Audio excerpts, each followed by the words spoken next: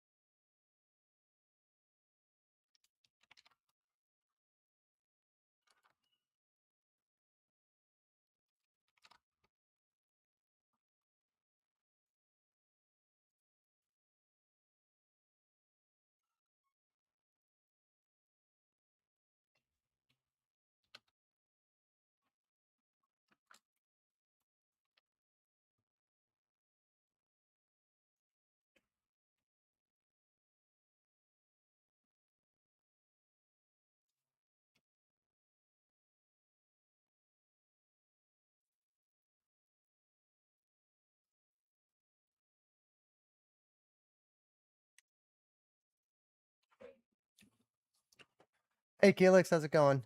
After the dodges, we're into combat. So I'm gonna be doing the sword strikes, and the combo attack animation.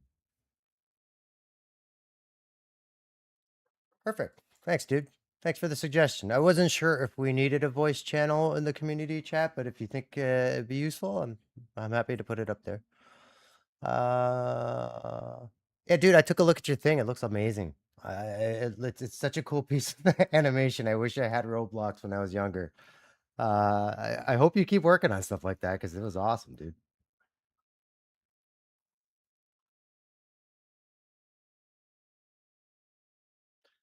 We actually do something similar to that when we block for animations. So what it is it's actually very similar to what we do professionally as a what we call a layout pass, right? So really great work, dude. I hope you do more.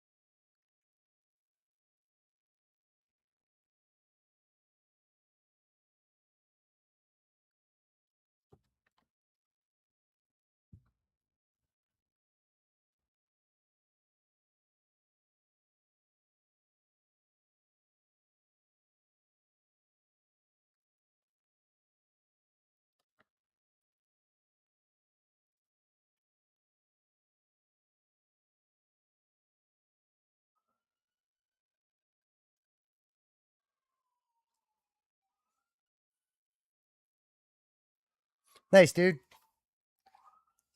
Yeah, you gotta. It's not always the most fun stuff to do, but it's got to be done, right? If you don't do it, nobody's gonna do it. So yeah, I'm looking forward to doing all the combat animation too. But it's one of those things where I got to make sure I get through all this stuff, just because otherwise it doesn't. Everything feels disconnected.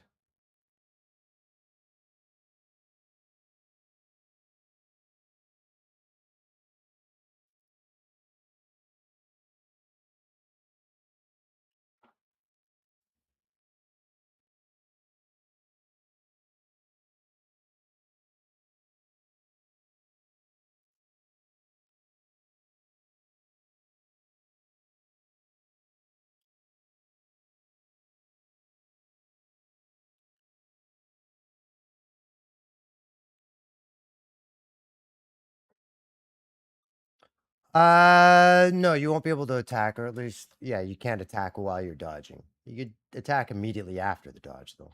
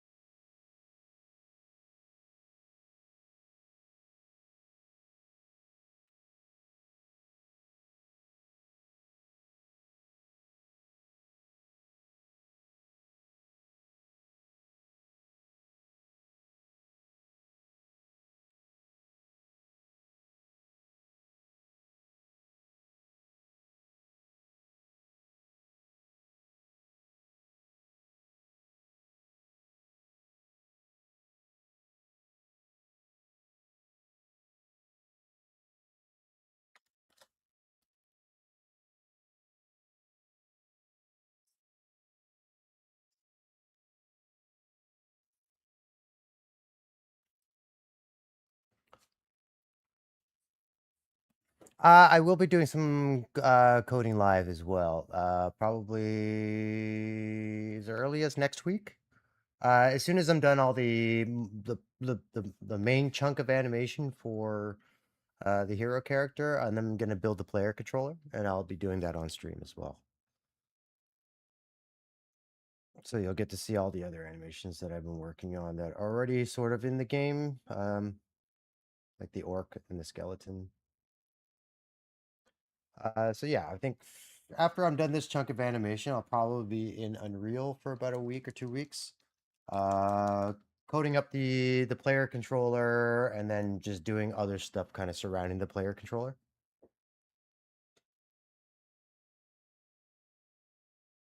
It could be. It could be. I'm not too sure. I know some people like to see the animation, some people like to see the coding.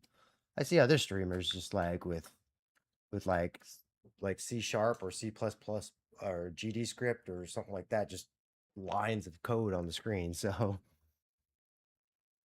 I guess it all depends on what you're interested in, right? So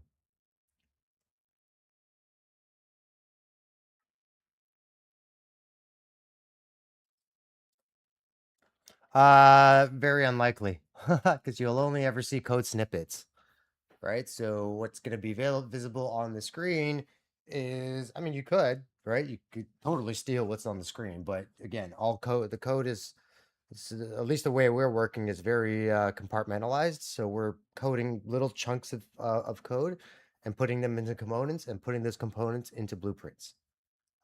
So we're working in a very modular way. So you won't actually see the entire code base at any point.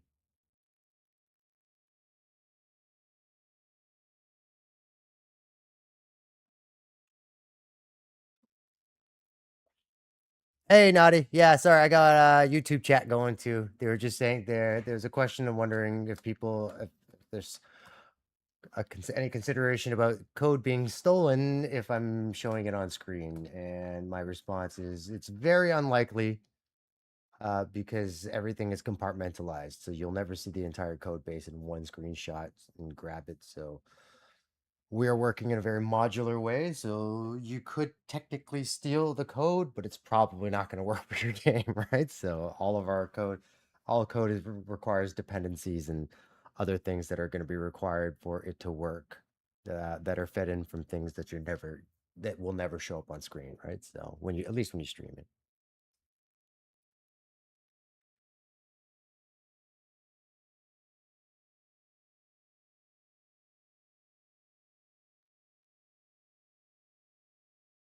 Yeah. How's it going today, Naughty? How you doing?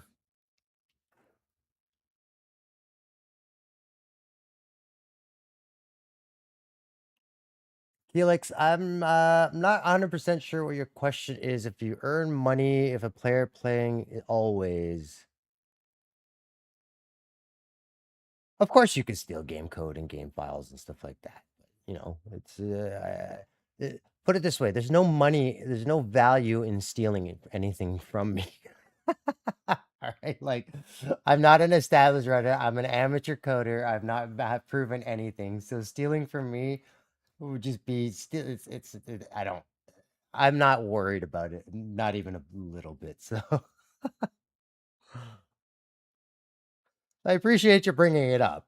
It is something I initially thought about it, but when you put it and you think of the totality of the situation, it's completely unreasonable to steal code when any pretty much AI system will be able to do it quicker for you than trying to dissect somebody else's code. And it might not even be good code, right? So it might be really sloppy spaghetti code, and now you're stealing bad code. Never a good idea to steal it, is all I'm saying.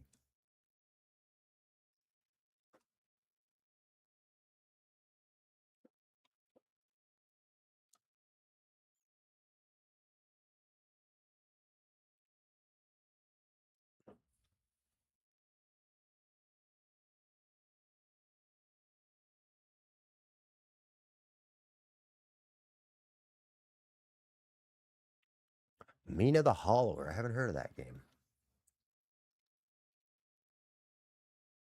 I mean, there's so many games out there now that it's probably unlikely that I've heard of most games. But what's Mina the Hollower?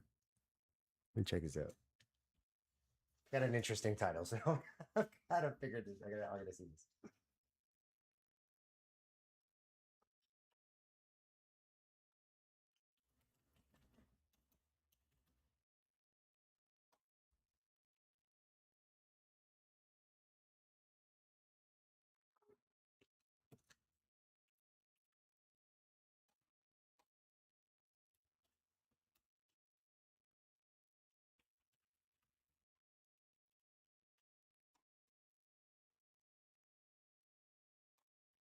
It's really old school. Nice. It's like a juiced up 8-bit Zelda. Looks amazing.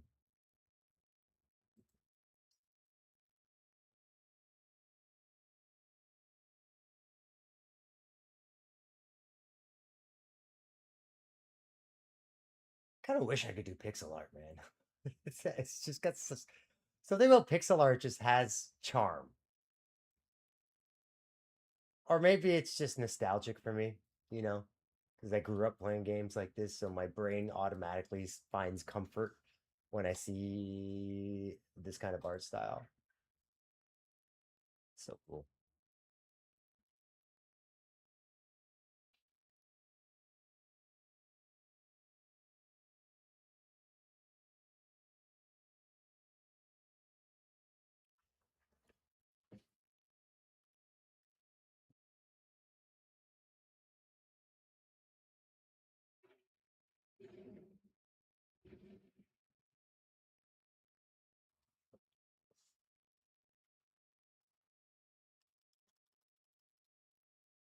Yeah, Shovel Knight was great. Yeah, no, I'm getting those vibes from Shovel. I mean, pixel art might be stylistically a bit samey, but I think it's such a charming style. But I am getting that vibe from this game. That looks great. This looks amazing. I'm gonna pick it up. I'm gonna add this to my list because I have freaking 200 plus games on my wish. Oh no, sorry, 187 games on my wish list right now. But that has that been added. That looks great. I'm always looking for games to kind of pop onto my Steam Deck, and these indie games have been amazing on my Steam Deck. They just work.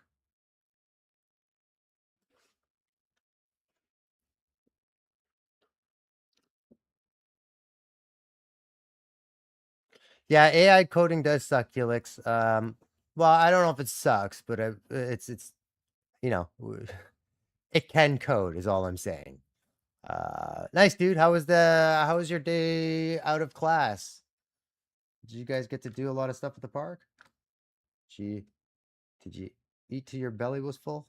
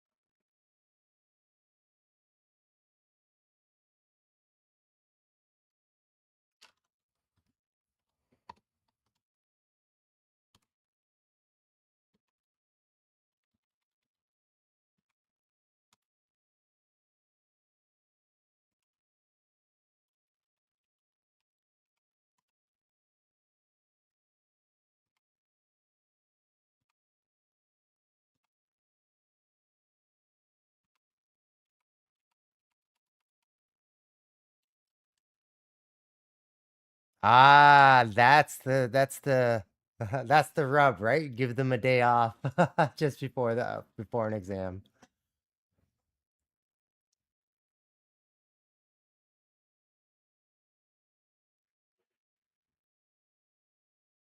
Totally, dude. Yeah, I'm definitely gonna check this out. I mean, if these guys are the guys that made Shovel Knight, then I'm totally in. I wish I could follow all the games that are coming out in terms of the indie stuff. I just want to see what everybody else is doing.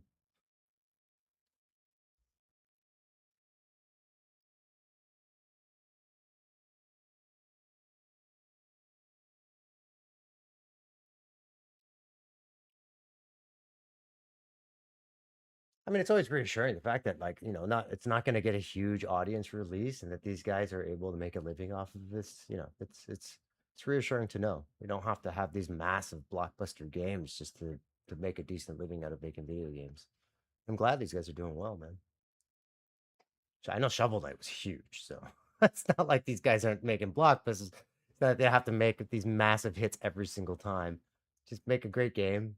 Enough people will play it. Put some money in your pocket. So cool.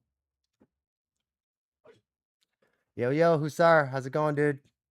Still dodging today for sure. Just finishing up this one.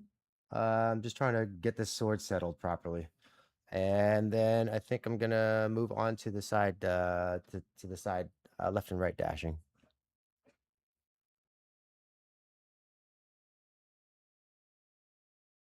Yeah, I mean that's the whole thing about why I decided to start kind of doing decided to jump on streaming. It just seems like the indie community is they're just it's one of those kind of like self-propelling machines, right? 'Cause you kind of come out and say, "Hey, I'm making an indie game, try to find some people who are like-minded." And then you kind of just start sharing work and hopefully you can build an audience and build some excitement for the game, right? Again, I'm not expecting that this game is going to make millions and millions of dollars. I like right now, my brother and I are very tempered in our expectations. I know the game, our initial idea is probably maybe too ambitious at the moment. I don't know. I know it's the game that we want to play, that we want to make, but we're really, really still kind of feeling our way through the whole process right now. So we might change the whole idea altogether once we figure out if the combat once we figure out how the combat feels. But it's we both like these survival craft games, so that's kind of like the direction we want to head, but we're very much open to changing directions if we think there's something else that is kind of percolating underneath all of the stuff that we've already been doing. So yeah, I think I've been having a lot of fun streaming and just getting to know some people kind of popping in and out of the channel. Some people who are kind of just interested in what I'm doing, and I've been introduced to a bunch of great indie games. Although I do feel a little bit kind of out of place sometimes because like all these indie games, they have such clever ideas. Like I was following Fire. I just started following Fire the other day, and he's got that Pollinate or Die game, and I think it's just such a clever idea. The way he set up the entire motif with the honeycombs and stuff, like it's just so clever. And I wish I could think of stuff like that. But I'm very much like into the tropes. So I was like, yeah, I'm doing a dragon in our game. We're making a dragon fight because I like dragons, right? So, but like, how many video games have dragons out there? Pretty much all of them. But it's what I like. So I'm just gonna kind of stick with the things that I like right now. I've been working for other people for a very long time now, doing all facilitating everybody else's creativity. And yes, dragons might not be the most creatively inspired bad guy in a game, but I've never done one and I need to get it out of my system. So a dragon will end up in my games at some point. Yeah, right. I guess they are tropes for a reason, so.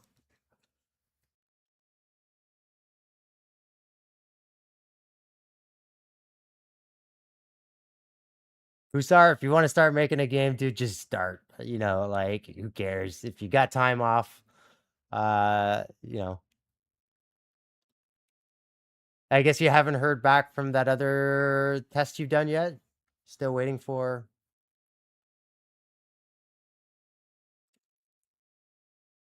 Felix. You think my game's gonna come up before GTA 6? It is pretty crazy how long that game has taken. But if you look at when you look at the footage for that game, my expectation for GTA 6 is so high that I'm not sure that Rockstar will ever be able to meet it. But at the same time, I am almost certain that there's going to be a 6 month period when that game drops that no other video game developer is even going to consider dropping their game anywhere near GTA 6 just because I think it'll just get eaten by the audience because I don't think anybody's gonna be playing anything else besides GTA 6 for at least 2 months after that game drops, right? And then you get the hardcores and the super hardcores that are going to make this into a career. So I think GTA 6 is poised to just basically break the gaming industry right now. Yeah, it's not it's I'm the exact same way. Like I played GTA, I played the crap out of GTA 3. I played San Andreas and Vice City. Um but when it came to 4 and 5, I guess maybe it's just because I was much younger. I was a teenager when the GTA 3 came out. I originally played the top-down 2D versions of the original GTAs as well. So I think I had my fill of GTA by the time those ones came out. But they're great games. I mean, everybody says they're great games, and there's a reason GTA 5 kind of just hangs around. I don't even think they need to release GTA 6 to keep making money off the Grand Theft Auto property, right? It's just they're still killing it in GTA 5. So I'm excited though, because I just think the tech, this is a AAA studio that really kind of has done it right for a while. So I'm hoping that whatever they put out right now is going to be awesome. Because I think we all just want awesome games. I don't care if it's a AAA developer or an indie developer. If it's a fun game, I'm gonna end up playing it for a while. I mean, I ended up playing Valheim for how many? Probably close to over 100 hours, right? And I didn't spend more than $20 buying that game. So, uh, make a fun game and we'll play it. I hope GTA 6 is everything they're making it up to be. It feels a bit, maybe a little bit too much on the cinematic side, is I have issues with games that are too cinematic, because the whole point of a video game is to play a video game, not watch a movie. And I think the only exception to this rule is Hideo Kojima.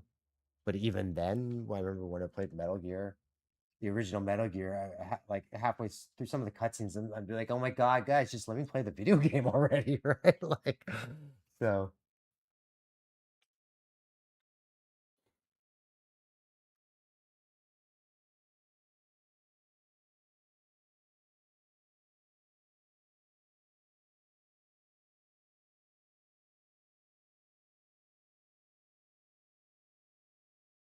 yeah, who's sorry, I did explain to you with the dragon. Yeah, so I'm thinking he's gonna be a bit of a portly, like a chubby dragon.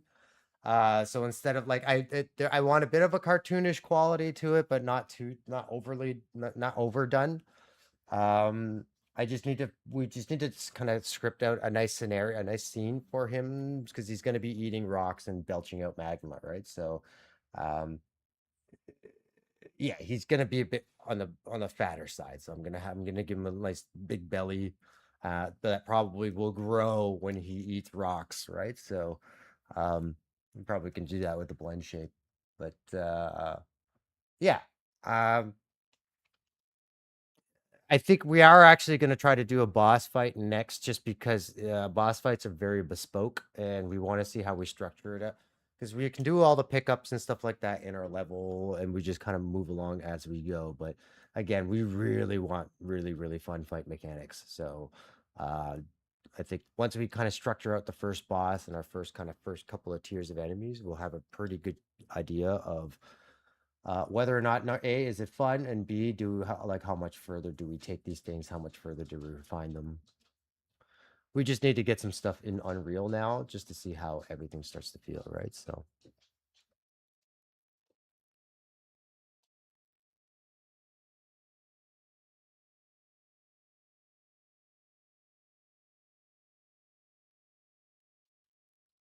yeah, I just think that Hideo Kojima, it's one of the things that I like to do when I go into an animation studio is just animate like one or two pieces that just knock it out of the park, right? And I think that's what Kojima basically did with Metal Gear, was that it was such a strong story and it culminated into almost prophetic, a prophetic story in Sons of Liberty, that people were just, it just blew people's minds how deep that story went. Um, and I think people kind of give Kojima a pass, right? Like I said, when I was playing those games, I was like, for God's sakes, just let me play the video game, guys, because this is an awesome video game. But I didn't buy a video game to watch the movie. Uh, again, it's one of those things that if you kind of have the patience to get through it, it's an awesome experience. It's just a lot of cutscenes to kind of get through. But some of the most memorable characters in gaming, right? Revolver Ocelot, Sniper Wolf, Snake Eater, like the Metal Gear itself, like all became just so iconic in the gaming business. It was revolutionary. Like the first, particularly the PlayStation ones, the Nintendo ones, the original NES Metal Gear games, I just never got through because they were just too hard. Like how's a 6 year old supposed to figure out these mechanics, right? Like those games clearly were not built for me when I was 6 years old. I tried them anyways, but I just found myself, just not finishing, not even coming close. I remember the original Metal Gear. I don't think I got past the first or second screen, and I tried it several times, and it was way too hard for me. Or at least I didn't understand the mechanisms of gaming when you just don't when you're 6 years old. So you need to be guided a little bit more. Um, so I think that's partly why I did not end up playing Metal Gear as a kid.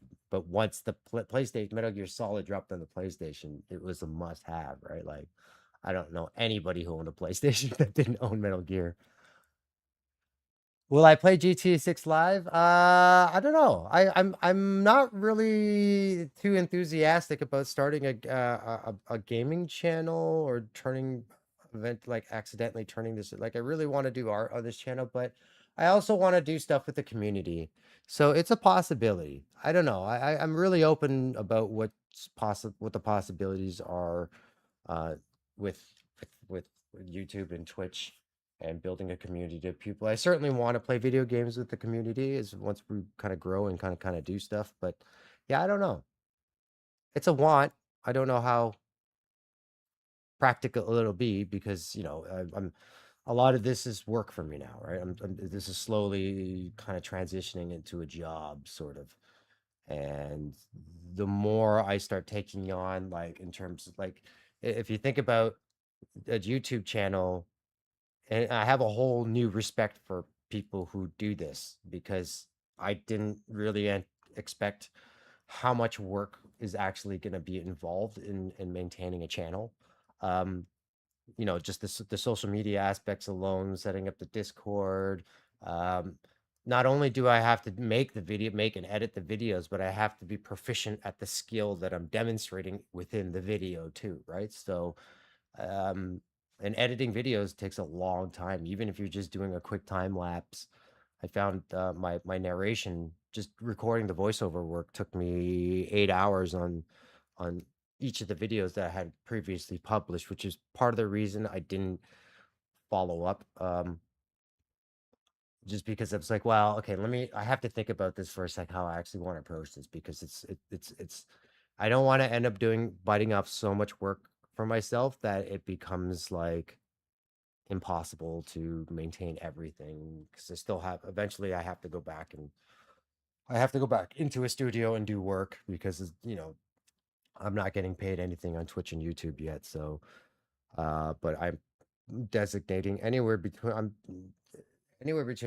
8 to 10 hours a day already on my game, and then um just setting up the stream for the game plus the other stuff that's going to be required for the game. So I don't know. I really want to play games and kind of uh collaborate with the community that way. I just don't know what my schedule looks like and if it's going to be possible. I think a lot of this stuff I'm just playing by ear right now and seeing what I can and can't do.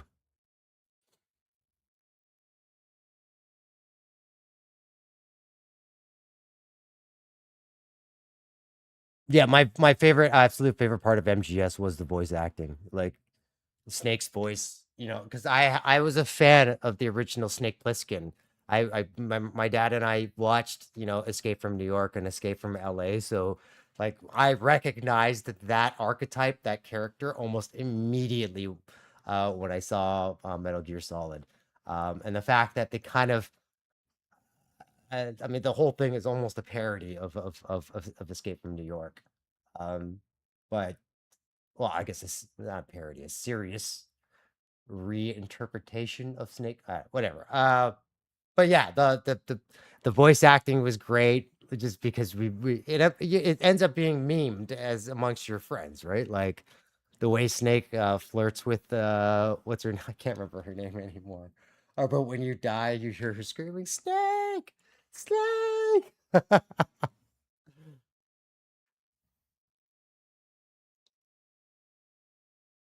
I even thought the copyright they put into the game was really clever because you had to know the frequency in order to contact the colonel at one point. Or was it the colonel? I can't remember who you have to contact. I can't remember who it is. They just it's just cool things like at the end where is it Psycho Mantis? Who is it that you have to kill? Where you it's one of the last boss. I think it's one of the last boss where you basically have to switch the ports. Yeah, I think it's Psycho where because he's psychic, so you have to switch the controller port in order to beat to beat one of the bosses. Like, like who thinks of this stuff, man? Who thinks of this? It's insane.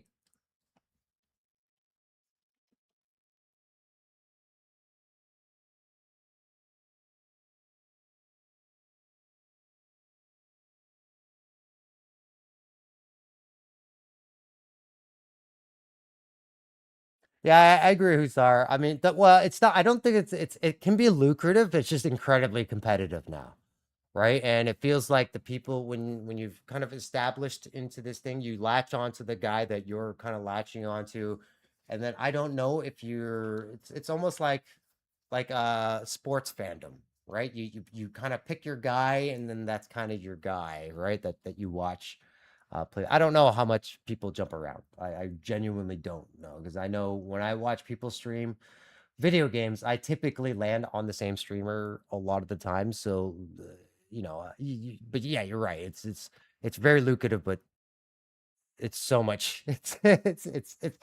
It's very competitive, and it's not just a matter of playing video games anymore. Like I said, I have a whole new respect for YouTubers and people that actually do this for a living because it's not just playing the game, right? It's almost there's video games have evolved into this thing where like it's almost like credentials. You also got to be good at the game because nobody wants to watch somebody who meanders through the game. They want somebody who's a veteran, somebody who understands all the mechanics and can almost take advantage of all those little mechanics in the game.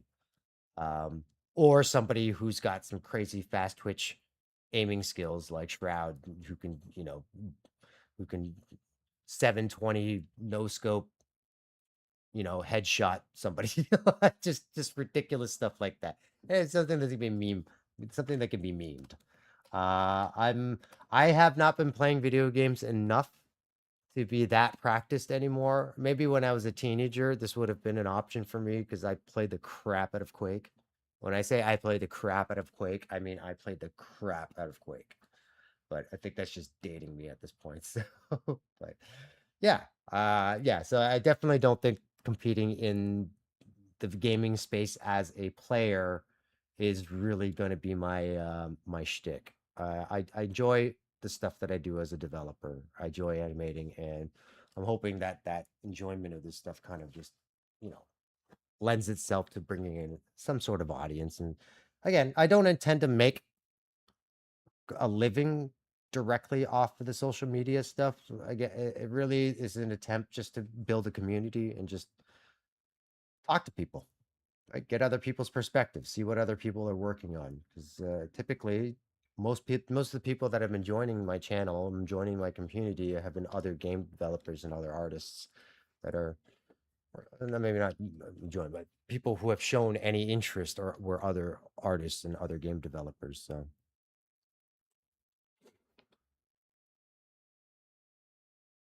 yeah, I think it's Meryl is the one that Snake, Snake. The game was just so good. I gotta admit though, I was a little disappointed with Sons of Liberty only because you didn't play most of that game as Solid Snake. You were playing as Raiden. But then when they tie it, I don't want to spoil anything for anybody who hasn't played the game, but when they tie it all together at the end, it just one of those games just boom, like wow. I did not realize they put this much effort into writing a story for video games. Um, like I played Final Fantasy, and that game was the game that sort of got me into, um, video game narratives and stuff like that. But let's be honest, Final Fantasy VII, the story's a little bit kind of pulpy, right? Like it's largely because it's very long, it's very drawn out, it's very melodramatic. Whereas Metal Gear was very grounded. That's I thought the biggest shock to me because they didn't lean on the classic Japanese tropes of these kind of big melodramatic moments, right? The game was very much grounded in reality, and it was refreshing to see that in a video game, especially from a Japanese video game.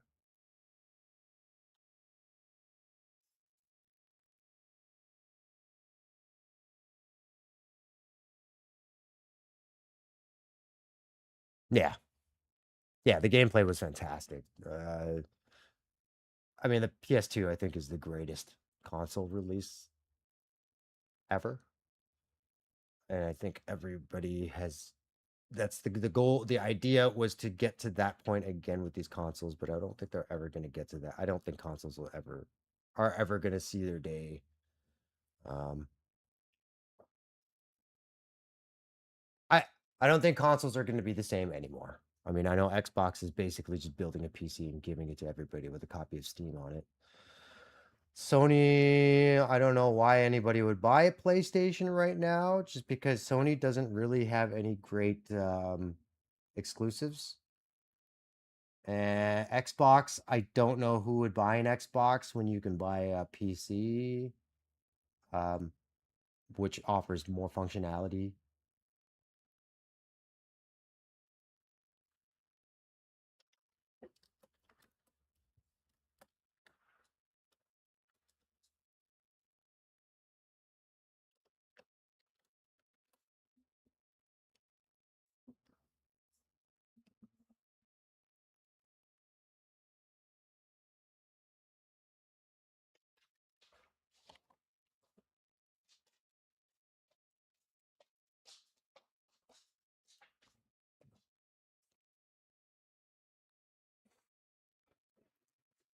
Yeah, I bought a PS4. The awesome thing was it was one of my first times my dad just went out and bought one because the biggest sell for the PS2 was that they had a DVD player, and the DVD players were pretty much all the rave. Like it was just that was the new tech at the time. So everybody wanted a DVD player, and guess what? The PlayStation 2 it was packaged with a DVD player, but it was cheaper than some of the other DVD players that only played DVDs, right? So for my dad, it was like a no-brainer. I get this console, I get to be a hero to my kid, and I get my own DVD player, right? Another contributing factor as to why the PS2 was one of the greatest console releases ever.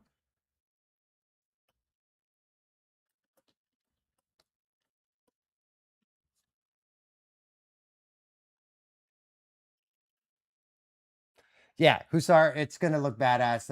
It's that's I do want it to look cartoon. I want it to have a charm, right? So it's kind of I don't know how else to explain.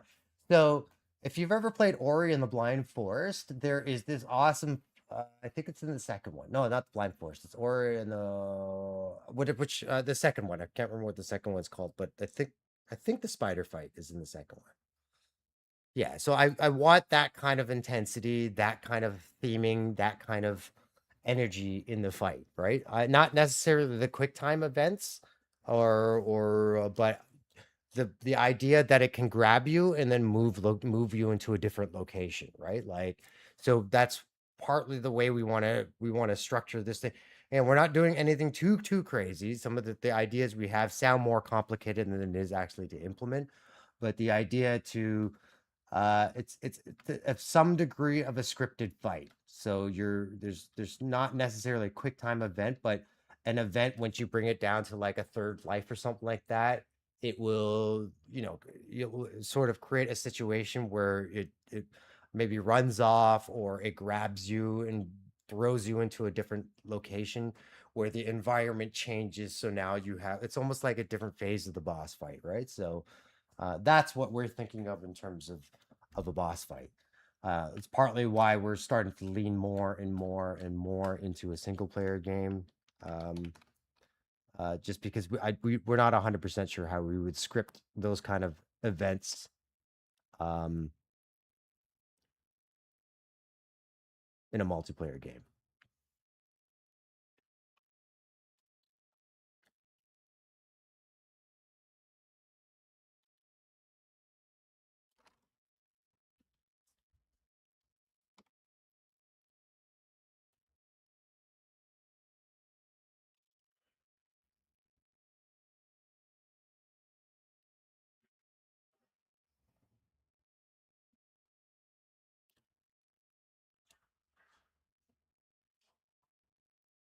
Oh yeah, the between the PS1 and the PS2 is a massive jump in technology. Um, it genuinely was just simply if only the fact of the storage capability of DVDs compared to CD. But I mean, the machine definitely was cranking out like five times the juice that a PlayStation was. But near the end of the life, the guys that were working, I watched I don't know, it was a documentary or an interview. I don't know if this was off the Thomas Brush's channel. There's somebody, the guys that were doing Crash Bandicoot. I think I guess it wasn't the end of the life cycle. It was early to mid life cycle of the PlayStation 1, but they found out some crazy ways through software to manipulate the hardware to be able to do level streaming and stuff like that with the PlayStation 1. So there's some really cool stories if you're willing to dig into the PlayStation 1 and why uh, it ended up making the PlayStation 2 the most successful machine ever. Um,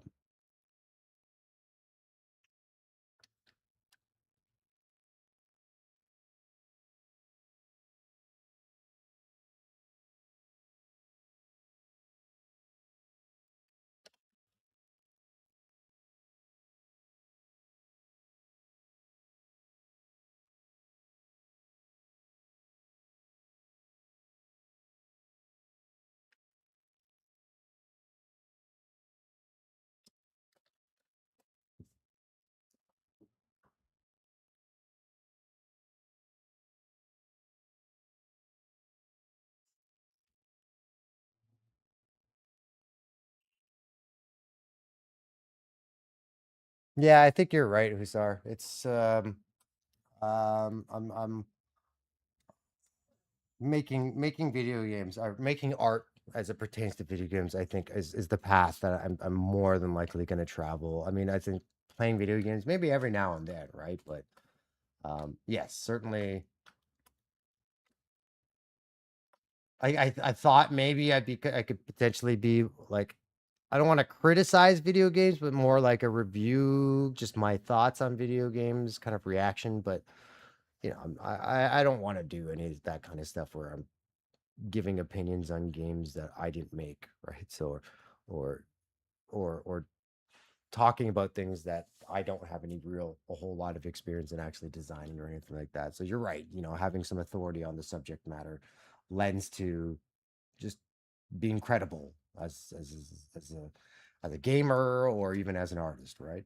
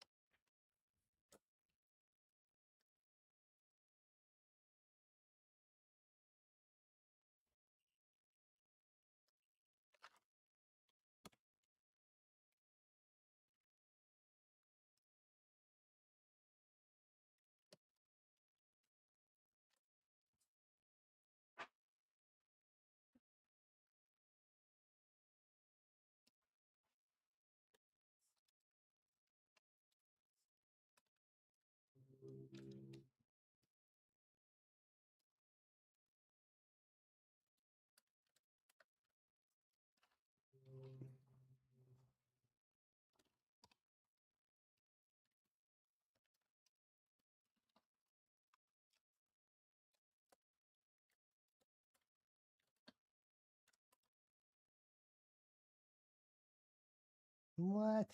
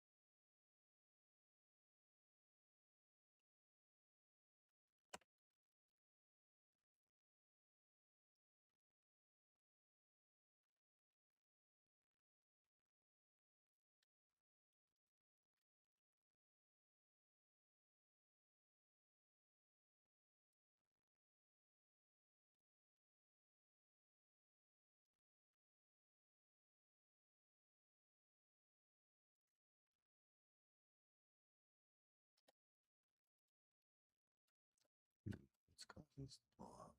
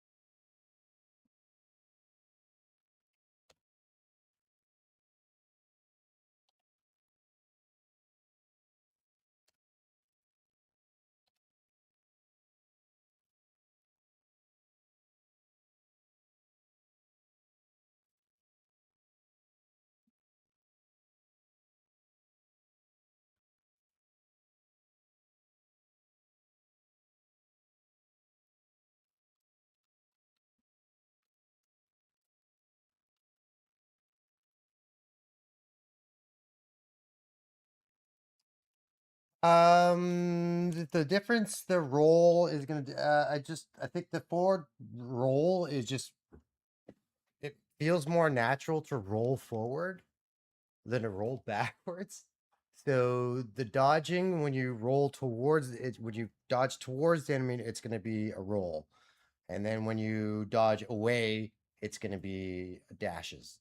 It's gonna dash. The other problem is because the roll and the dash, they won't blend nice. The animation won't blend nice. So I'm just gonna kind of do it as if you're pressing forward, it's gonna do a roll, or it's gonna average out the direction you're pushing, and it's gonna roll in that direction. And then when you do a dash, or when you it's the same dodge, a dodge and a dash, same thing. Dodge, dash, roll, same thing. But when you dodge to the right, it'll do the dash, and left and right, it'll do the dash animations and the back dash.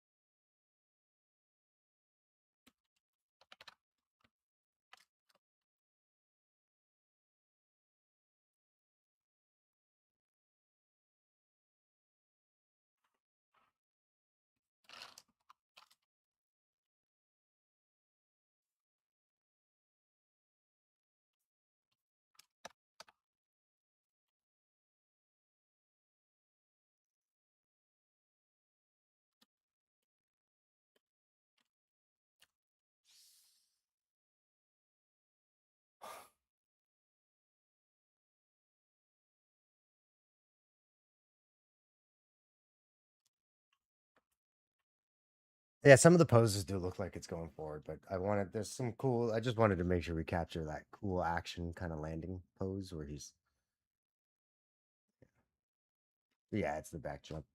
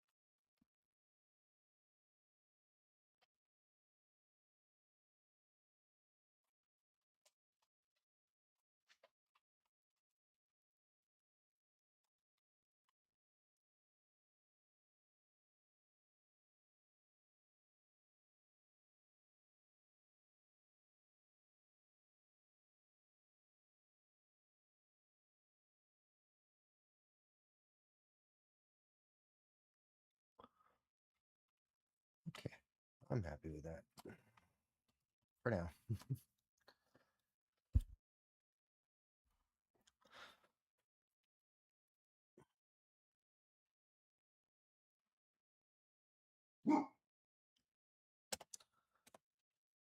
Let's see how it feels once it actually gets into the game. It's good enough for the moment. All right, I'm going to take a short break. I'll be back.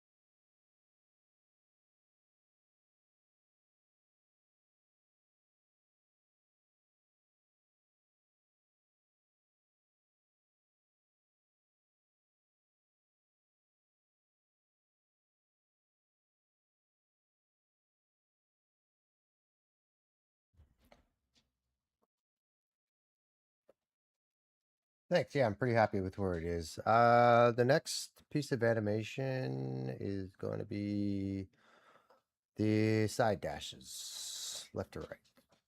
And then after that, I got to do a block pose. And then, well, probably I'll add that to the combat. I'm kind of eager to get into combat, so I'm probably going to be starting combat tomorrow. The combos. I'm going to do a light combo and a heavy combo.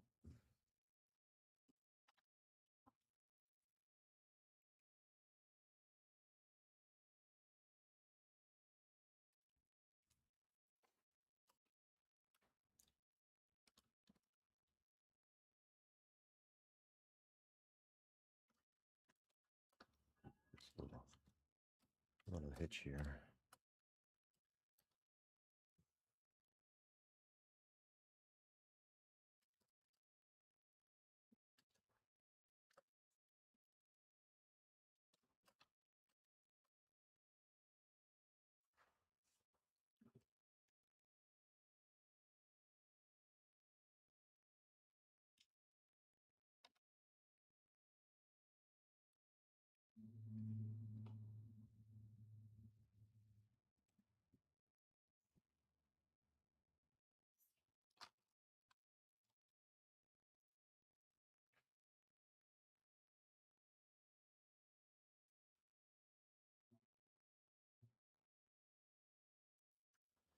Yeah, I'll be coding the player controller live for sure.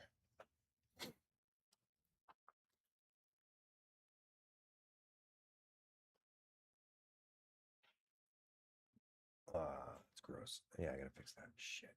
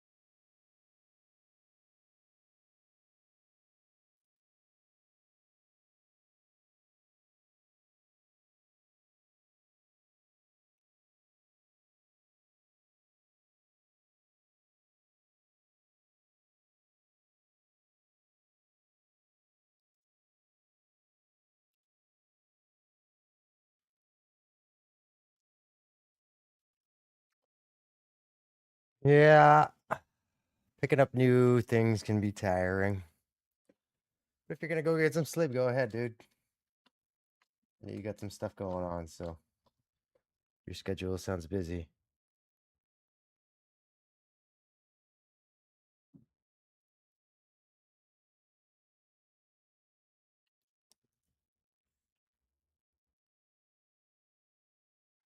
Fingers crossed. Chances are I'm eager to do it too. So chances are I'm just gonna finish up this one last one and then finish up the last. Well, finish up the side step and then I'm gonna finish the stuff. Probably finish the dashes off stream. Um, I want to try my best to get into Unreal tomorrow. If it's not tomorrow, what day is today? It's Tuesday, Wednesday. It'll be Thursday for sure if it's not tomorrow. But my goal is to finish up today, all the dodge stuff today. So. No, wait, no, sorry, I misspoke. Thanks for tuning in, dude. I will get there next week, as early as probably next week. But I appreciate you tuning in, dude. Have a great night.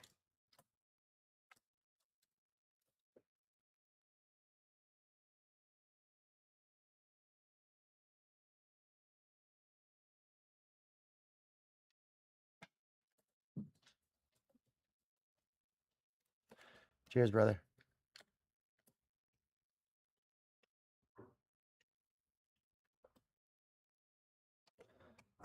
Tomorrow it's gonna be attack stuff. Uh, sword swing and combos and stuff. So I completely forgot I was gonna jump into Unreal without the attacks. Yeah. So tomorrow's just attack animation.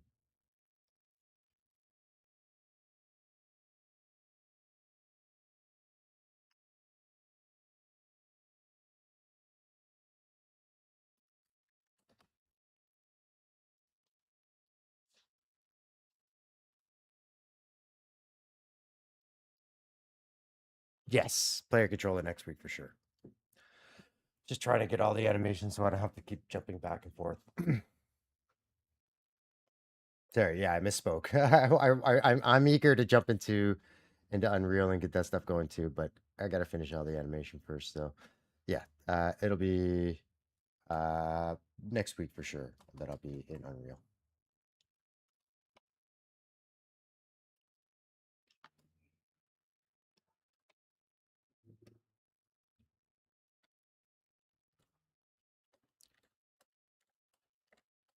Have a good night, Husar. Thanks for tuning in, bud.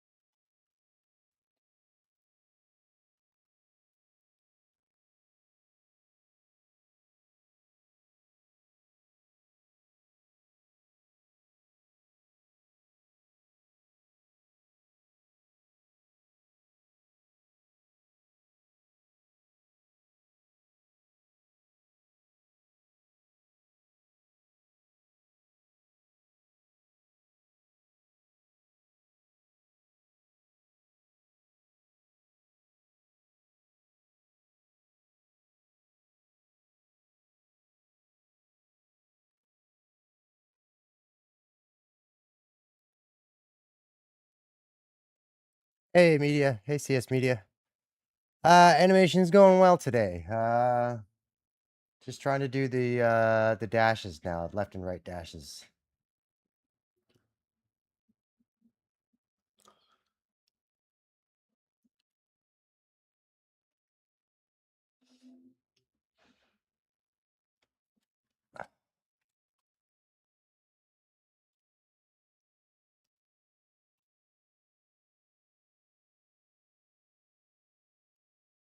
How's your day going today? CS media, how's your day going today?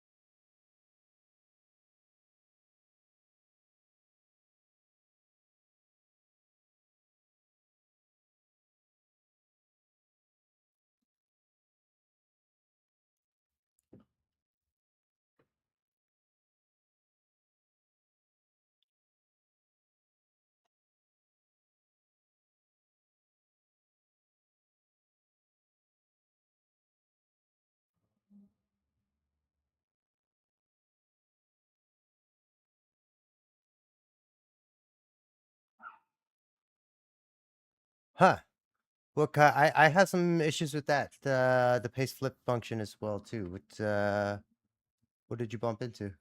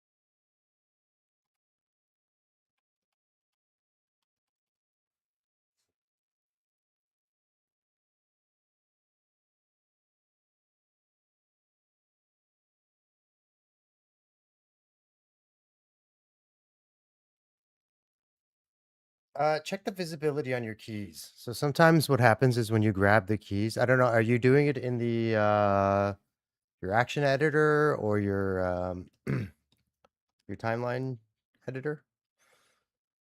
Because if you're doing it in the graph editor, sometimes what ends up happening is you don't like you if you've been kind of tweaking things and you have stuff hidden like this, it won't grab those if you just do if you do an all select inside your graph editor. Yeah, in the action editor, it's strange. 'Cause in the action editor, it should work almost. Let me check. So if I take all of these keys.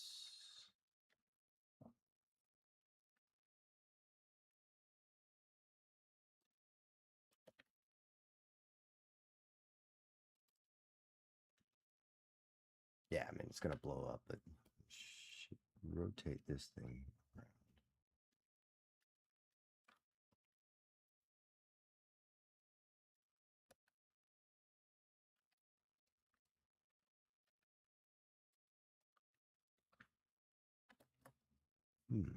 Well, I guess it's got to be XY. Are you using are you using a Rigify rig or did you build a custom rig? Because it might be some issues with the joint rotations not lining up properly from left to right. If it's a Rigify rig or like an Auto Rig Pro rig, it should work.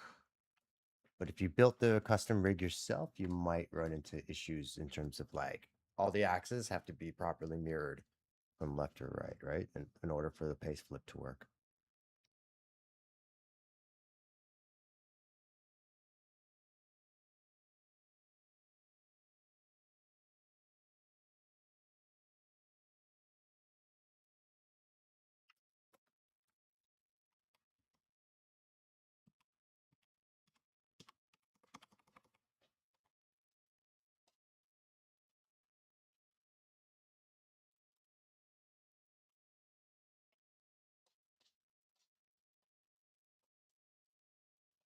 Yeah, that might be your issue is the joints might not be properly mirrored across the x-axis.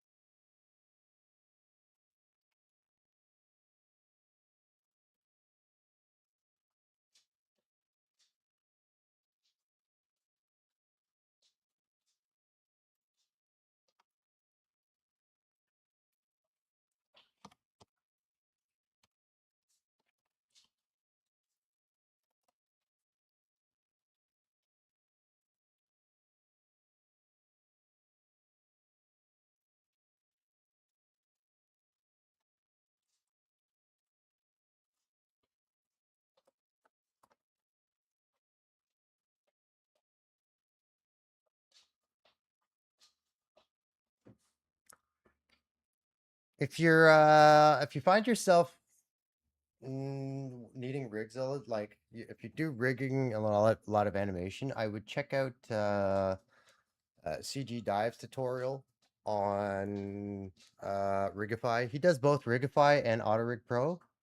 Um, but his it's a pro level tutorial on how to get uh, uh Rigify and Auto Rig Pro up and running. It's actually pretty easy. I've always disliked rigging because I'm not a very technical person, but I found once I kind of spent some time and learned the Rigify and Auto Rig Pro, it's not too bad. It's not bad as I had built it up in my head to be.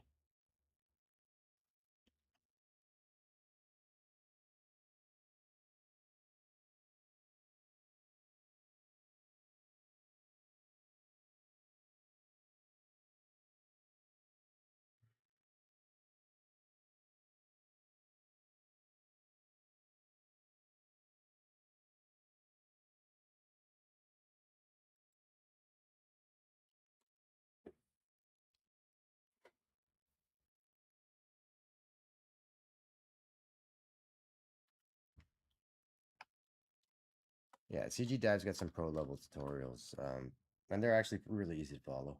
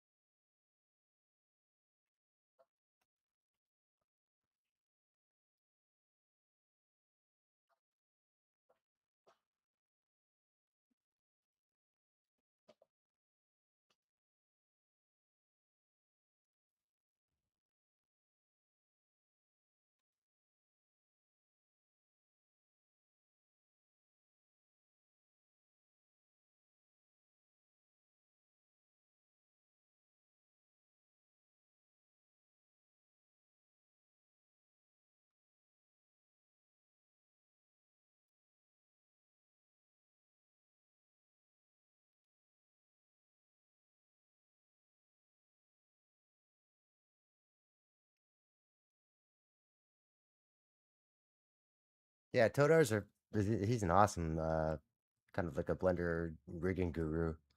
He gives away all these free lessons on rigging. He's a pro rigger and he kind of just gives this stuff away for free.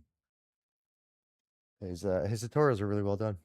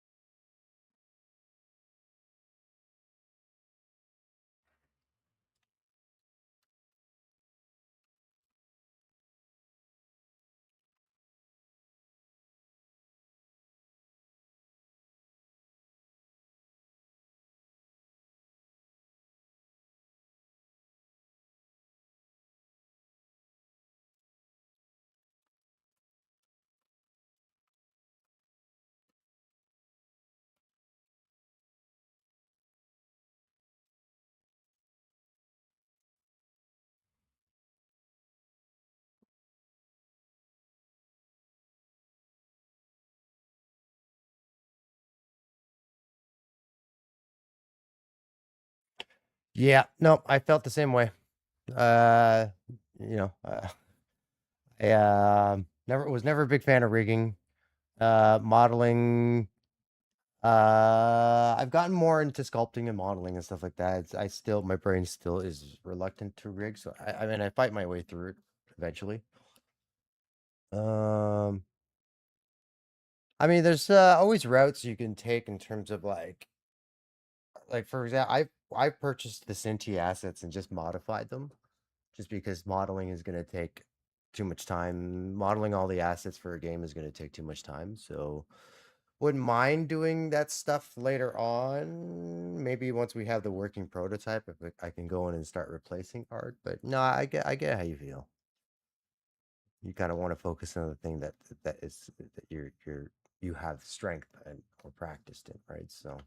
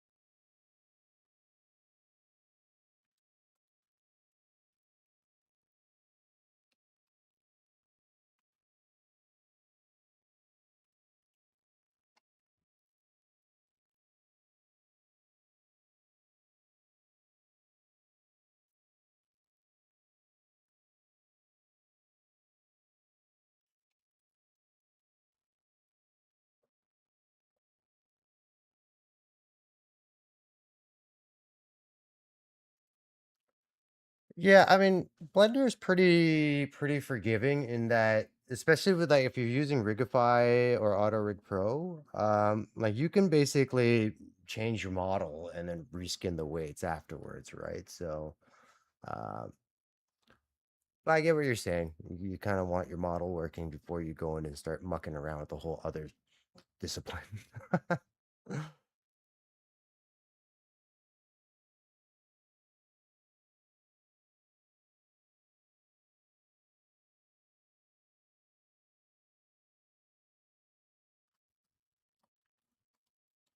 Yeah, I mean, if you really want to focus on animation, it wouldn't hurt for you just to check out some of the some pre-made assets from any asset store. I mean, I think there used to be a big stigma around using prefabs or pre-made assets, but I think that has changed, especially with the growth of indie development or indie games and indie game development.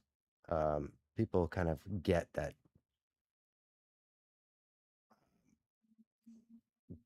the amount of assets required to make a video game is just insanity.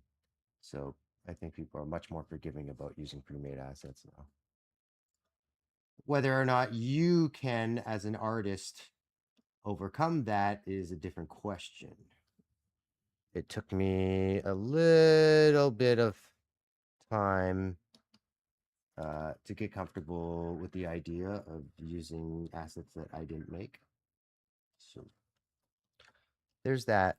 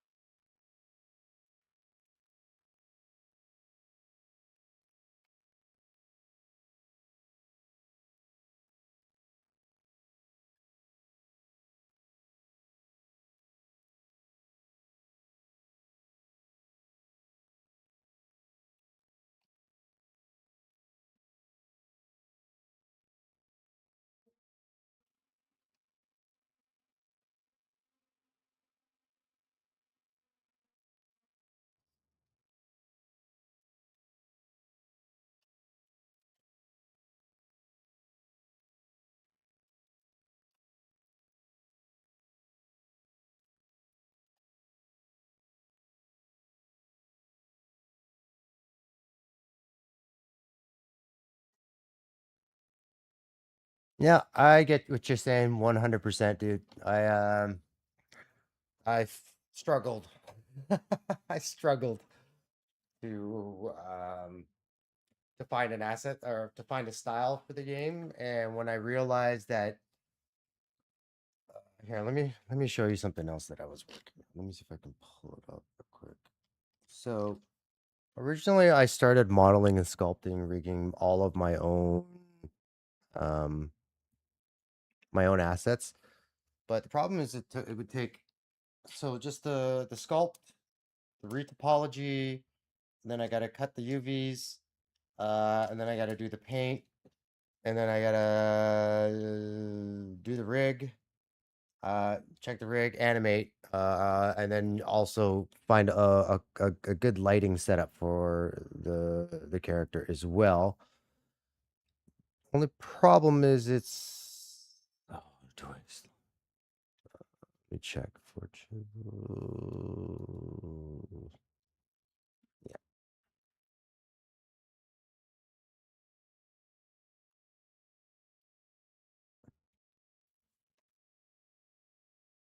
So this is one of the characters that I made for this is the first project we were making for um we had another game.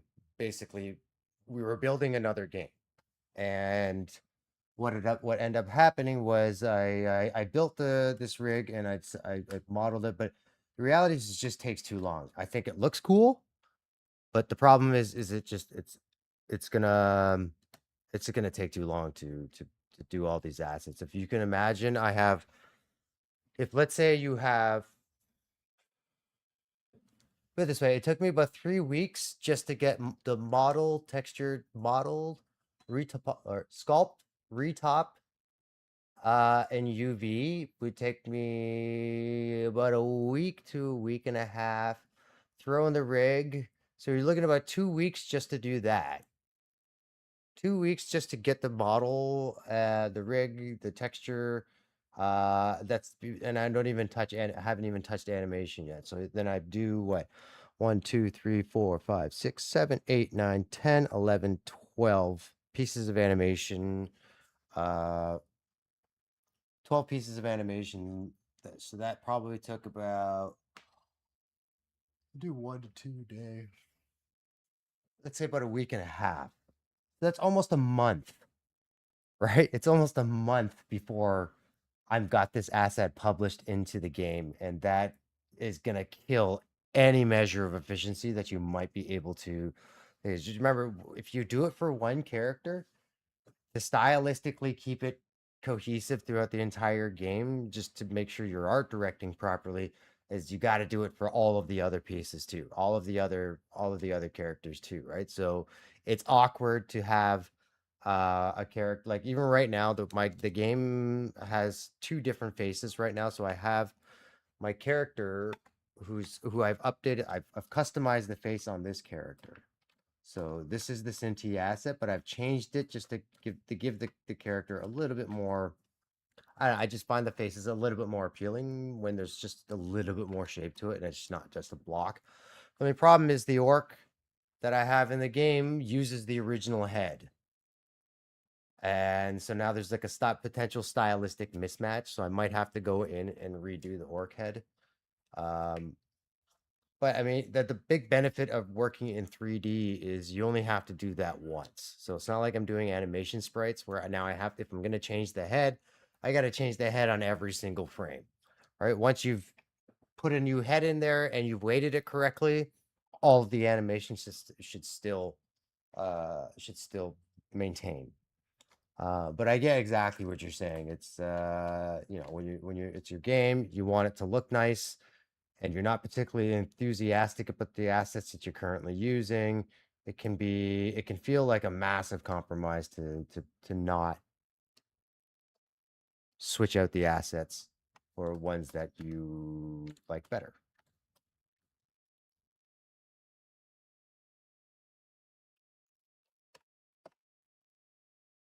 But if you I would say get comfortable with the idea of going back and forth, right? Like, because I know I'm going to be changing things again. It's a pain in the butt sometimes, but it is part of the process. This is one thing I used to recommend to animators all the time, especially when I was supervising, was that animators get very frustrated when you give them revisions, especially when the clients aren't 100% certain as to what it is they're looking for, but they kind of know it when they see it. And that can be super frustrating as an animator, as a creative, to have zero guidance, to saying we want to look this way, but we don't know how to guide you to that. And that is very frustrating. So what I used to say, communicate to animators, is that don't look at it as a revision, right? Look at it as a second opportunity to make it better. And rarely in life do you ever get a second opportunity to make something better, right? And now you have a job where it's a prerequisite, where you're gonna get that opportunity to make it better again. So, you know, don't look at it of redoing things as like, oh, I have to redo it. Look at it as a second chance to make it better. Takes a while to get it actually to work in your brain, but I found it makes the big difference in your attitude, or at least it helped and changed my attitude in approaching revisions and changing things.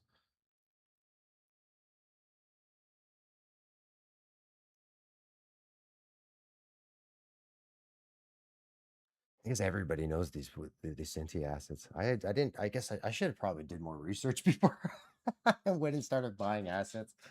Me and my brother were just so eager to get started, and we didn't want to do all the work. And the Cinti assets looked great. But then I started hearing people talk about it. Like, yeah, they're getting a bit long in the tooth, and I don't know.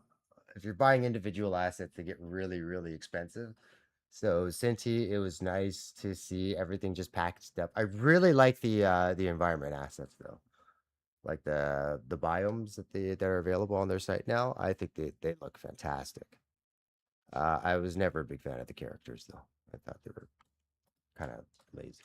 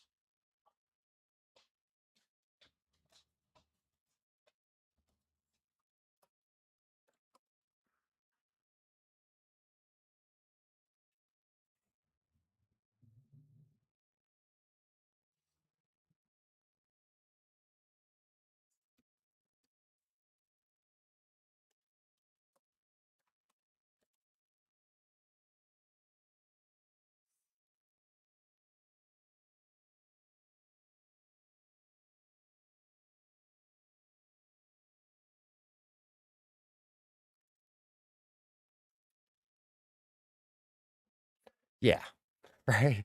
I think a lot of making art sometimes can be just about your psychological approach to it, right? Because certainly I've gotten frustrated times where I just get up and just go do something else. But I think a lot of it is because you care, you're trying hard, and then somebody comes and says, "Hey, I don't like that. Can you do it differently?" And that is frustrating, right? Especially if you spent a lot of time on it. And it just happens that anytime anytime I get into that mode at work where I'm like, okay, I'm gonna kick ass at this piece. Like I'm gonna make this one really, really shine. That's when I get a ton of revisions. Right. The harder you try, the more revisions you're likely going to get. And here, the big one is if they really like it, right? Then they're going to start, then the clients start nitpicking at it. Oh, maybe if we add a little bit of this and a little bit of that, because they start to fancy themselves as animators at that point because they feel like they've done the work now.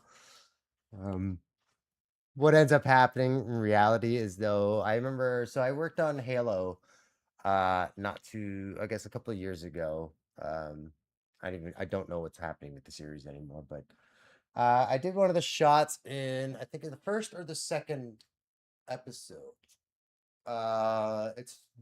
It's the shot of of this of the speeder kind of spaceship. It kind of pulls into frame and comes into. And they're like in a desert. I didn't watch the show, so I don't really know the context of it all. In fact, they just kind of gave me the direction on the shot, and I just followed it.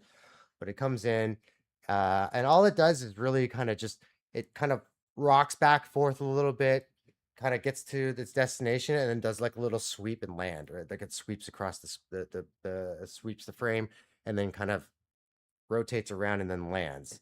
Right? Not a very complicated thing, right? If my first pass at it took me 3 days to animate, but I ended up in that shot for close to 4 months and the clients gave me so many revisions. I had 140 different versions of that, 140 different revisions of that shot. Now, if you look at what I had originally done to what I had to what we finally delivered, it was not that big of a difference, right? So sometimes you get clients and people that just they want something that like they're nitpicking because they're not artists, they don't know what they see and they react to it when they see something that they like.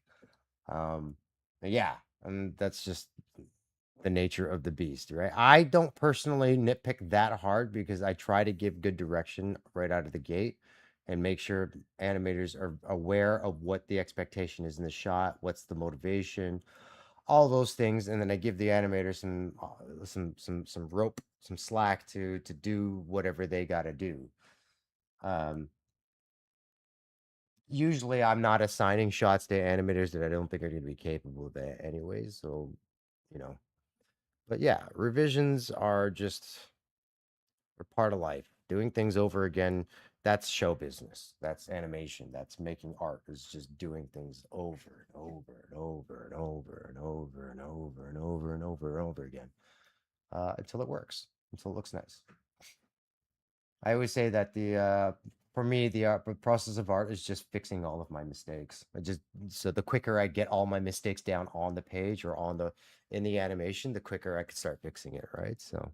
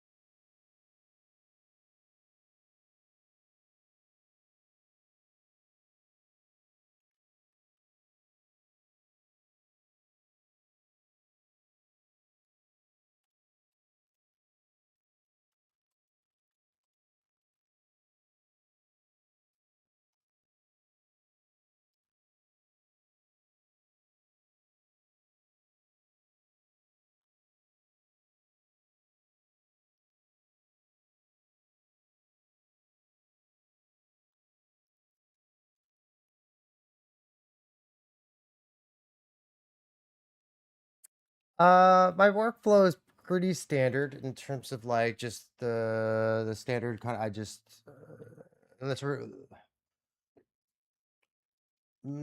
well, I block. I like to work from a block. It dep- I'm trying to having difficulty starting a sentence.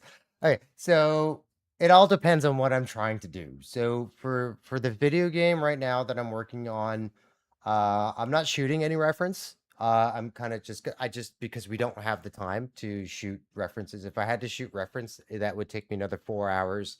Then I actually have to edit the footage. That's another 2 hours before I even start animating, right? So I got to, and that's for whatever I'm doing that day. So just to kind of speed up the process, I use different references that I see online through Pinterest and through YouTube and stuff like that. But I didn't go shoot my own reference for this. But typically I will just block out the animation. So I'll use constant keys. I have a little script here that I wrote. So it's an anim key toggle, so I can switch from constant to Bezier curve. So when I block in constant, which gives me stepped keys. So there's no in-betweening whatsoever. I just want to see the pose held at a certain frame for a certain period of time. And then I go find the next pose, find the next pose, find the next pose, find the next pose. Basically, I look for the big storytelling poses, the poses that are telling the audience what is actually happening, what the character is doing, what the action is, and then I find the mechanical poses. So acting poses first, then the mechanical poses, and then all the little beats that we call breakdowns that are in between those things that were time. There are big timing changes in the body. So, for example, you throw a baseball, right? Your your initial pose, your anticipation, right? And then you might have, and then I would block in the throw, like the completed throw with an overshoot, right? So I have all of these actions, right? Without that middle action yet, because that's what I call a breakdown key, or what I would call a breakdown key, because that's the biggest moment of all of the timing inside the body changing, right? So that's when you're breaking the breaking the elbows, or you're changing rotations.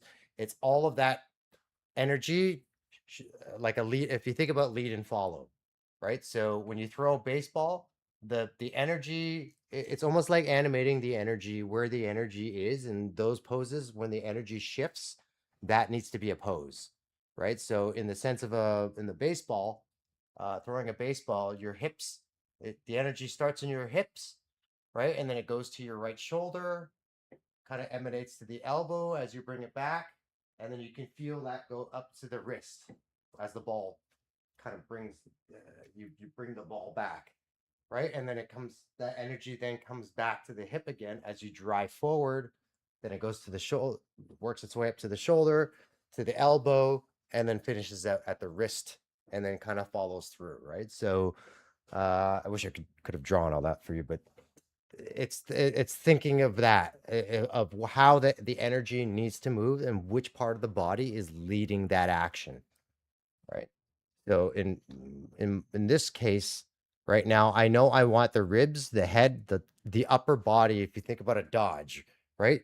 When you're boxing, you keep your trunk in motion. So you're right. Your hips are pretty solid. They're gonna move a little bit, but it's your body is the upper body is what's moving, is the big moving target when you're boxing. So I start off by moving the body because that's where the energy needs to go. But I'm loading up the hip right now. So I'm doing two things in this pose is I'm loading the hip with energy, and I'm pushing the body towards the direction that we're going to be going to. So it's almost like foreshadowing to the audience, hey, I'm going to go that way. Get ready because I'm going to go that way. Whereas the hip is still kind of in this alignment here, right? And I'm still continuing with the almost like this part of the back is driving out, right? So all that energy is there, and now you can, from here to here, the energy is shift over to the hip, right? And this pose is now shifting over to the hip, and now it's down to the foot, right? Okay, and then the foot captures that energy, which then swings it out to the other foot to make the landing. Okay, and once the foot is landed, you can feel that energy now in this hip, the hip position right here, because he needs to swing back around, and that action needs to be led with the hip, right? So that's where I drive it down. and I bring the rest of the body in behind it. Hopefully that answers your question, unless you were looking for a technical answer, in which case I completely missed the mark there. But that is typically creatively how I approach. Hopefully that answers your question. My apologies. That was a very long-winded answer for the question that you didn't ask.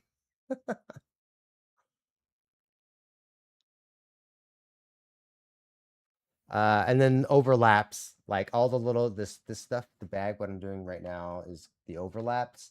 I save that almost right to the end. Unless it's an overlapping animation that's incredibly important to the pose.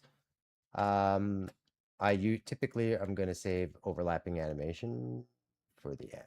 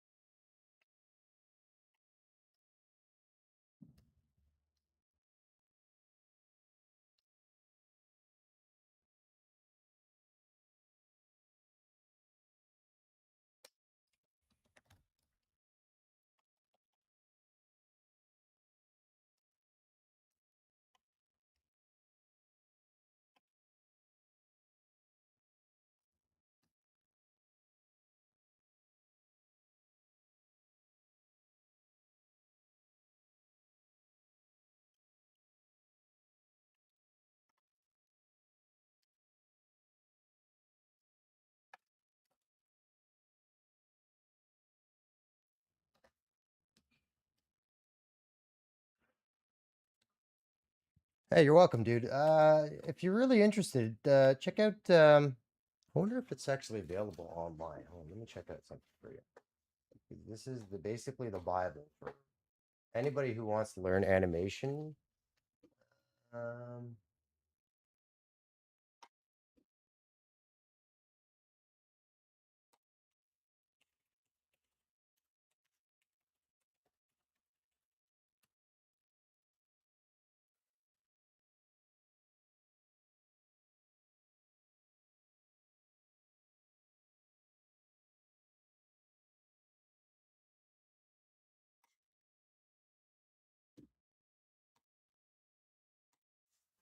there's no. Well, okay. If you're resourceful enough, you can find it. I'm not going to encourage you to do anything that'll get you in trouble. But this has been the most. This is the most influential book for animators to learn how to animate. Okay, it's called The Animator Survival Kit.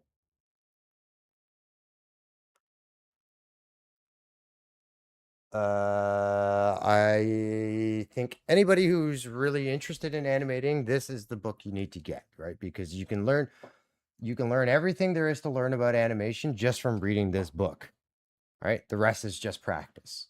right? All the information necessary for you to pick up animation and understand the principles of animation are basically in this book. Um, the rest is just practice, right? Think of it like a musical instrument.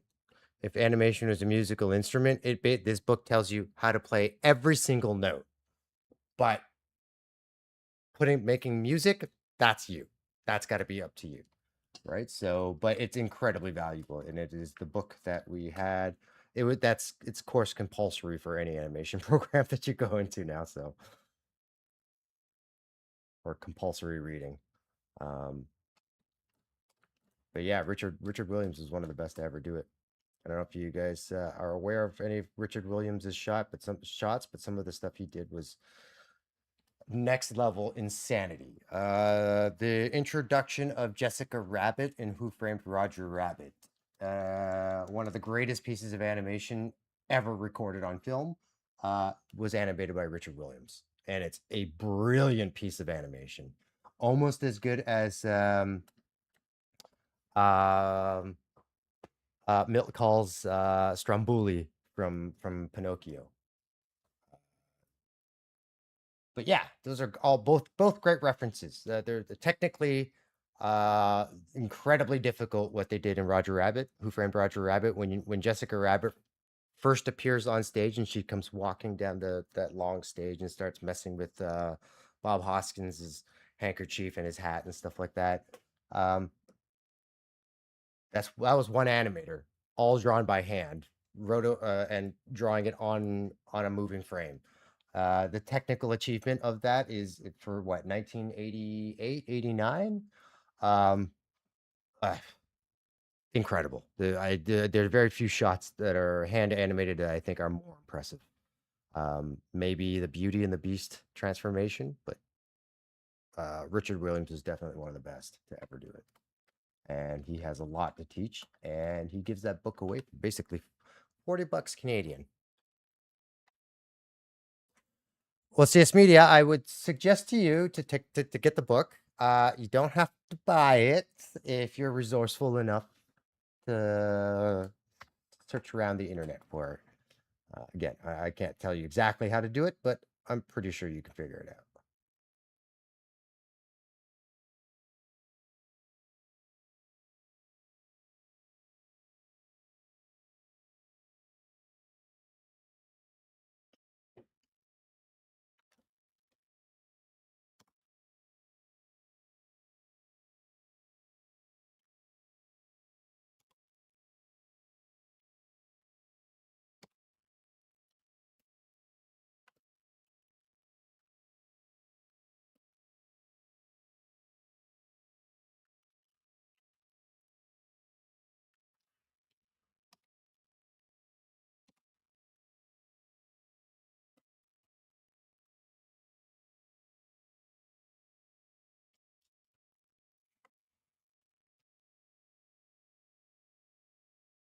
Yeah, character animation wise, I would say shoot reference if you can, especially in the early stages when you're learning. Don't avoid shooting reference. It can be a bit tedious, but reality is everybody's got a smartphone now, right? You pull up your phone, you just mount it, just place it somewhere, stand in front of it, shoot your reference. You have it immediately. You can just send it right to your computer now and bring it right into your Maya or your Blender. Um, just make sure you're capturing at the correct frame rate. But reference is, I think, any art. If you want to learn to do commercially viable art, you have. I think reference is the most important thing to learn from. You don't always have to use it, though. I suggest you should always have some sort of reference, or at least get some fill your brain with as much reference as possible. But I still hard reference material that's right in front of you that you can look at. Um, just because there's so much happening in the body that you don't really realize. So a lot of people like to plant the feet, but I have found that feet are very active. They slide around, they do all sorts of funky things all the time. Um, Hands are incredibly expressive, right? If you don't shoot reference for hands, you will never really understand what hands do. Just because it's right. Because if you think about what do you do with your hands when you're standing still, right? And that's part of why we can't animate things with that. We can't animate that well without some good reference. Is because we just don't know what's actually happening because we never actually pay attention. We've never actually paid attention to it.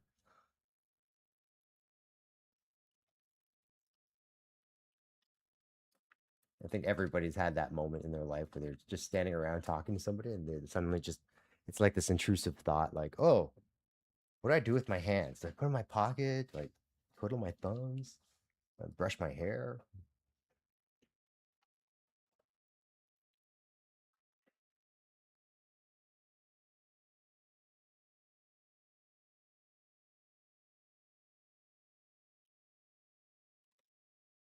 I think there's actually a video version of the Venom Survival Kit now too. I don't know. It's been a while since I still refer to it though. I still actually pull that book out every now and then because just as a quick refresher. I think the fundamentals are just super important to just basically have them solidified in stone, just have them etched into your brain.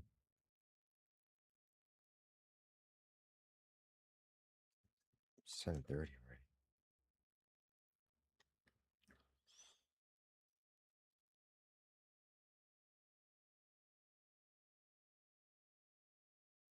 Yeah, it still needs a lot of cleanup. His feet are doing all sorts of funky things.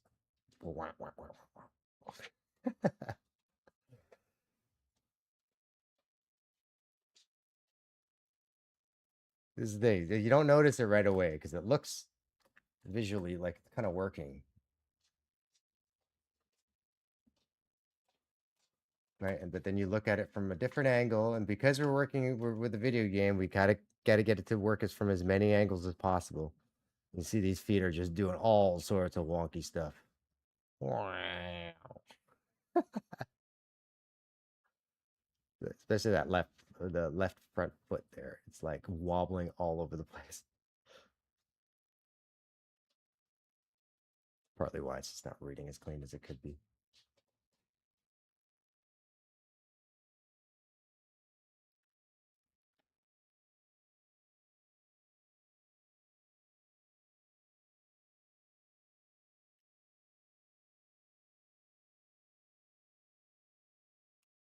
Nice, dude. Yeah, I mean, don't it's just a suggestion. I mean, I think most animators will suggest that, so I feel comfortable making that suggestion. I don't like to tell people, "Hey, you should do it this way or you should do it that way."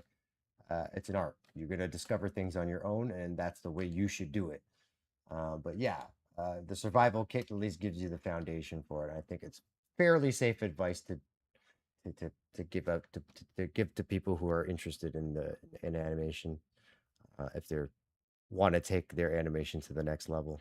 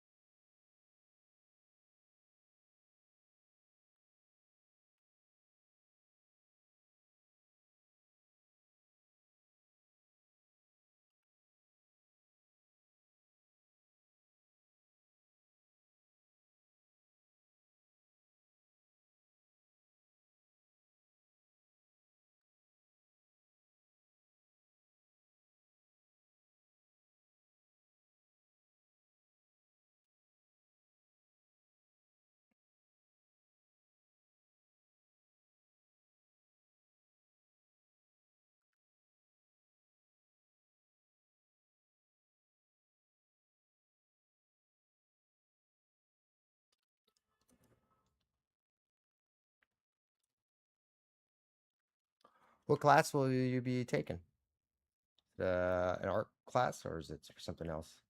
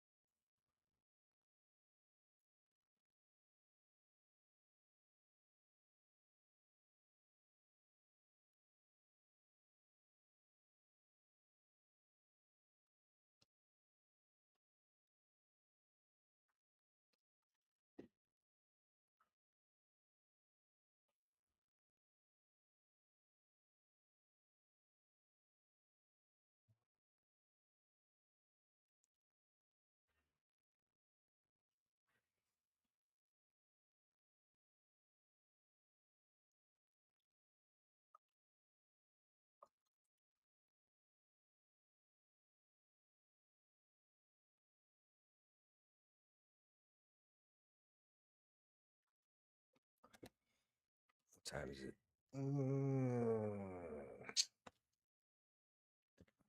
Shoot.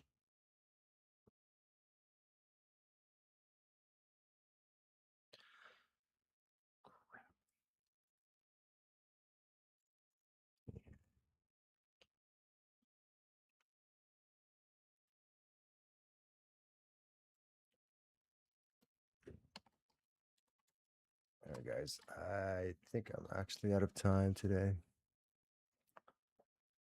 The dedicated 3D character animation class, dude. Yeah. It'll definitely be a worthwhile purchase, the survival kit. I mean, if you're gonna end up getting it for the class, then just wait till you get it for the class. Maybe it'll come as part of the program. Maybe they'll give you the book as part of your tuition.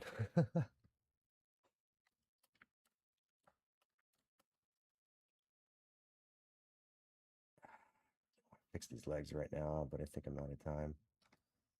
Yeah, the dog needs to go for a walk. All right, I think I'm gonna call that the end of the stream. Some decent progress today, but I think we're gonna finish a good chunk of this off stream.